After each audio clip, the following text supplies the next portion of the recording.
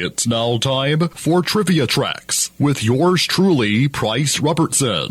This episode of Trivia Tracks is brought to you by Ouachita Valley Respiratory Care, where you can breathe a little easier, and Beth Smith at Edward Jones. Edward Jones, making sense of investing, member SIPC.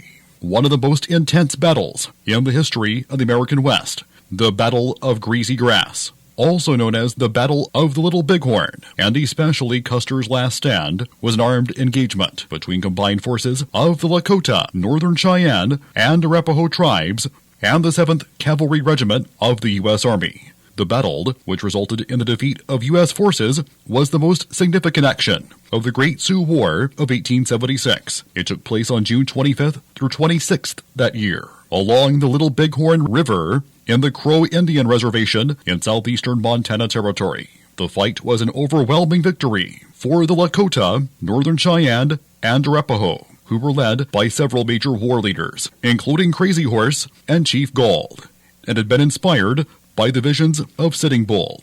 The 7th Cavalry, a force of 700 men, suffered a major defeat, while commanded by Lieutenant Colonel George Armstrong Custer. 5 of the 7th Cavalry's 12 companies were annihilated, and Custer was killed, as were 2 of his brothers, a nephew and a brother-in-law. The total U.S. casualty count included 268 dead and 55 severely wounded.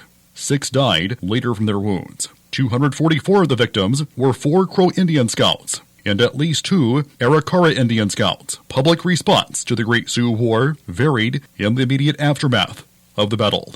Libby Custer, George Custer's widow, soon worked to burnish her husband's memory, and during the following decades, Custer and his troops came to be considered iconic, even heroic figures in American history. The battle, and Custer's actions in particular, have been studied extensively by historians. Little Bighorn Battlefield National Monument honors those who fought on both sides. Till next time, I'm Price Robertson.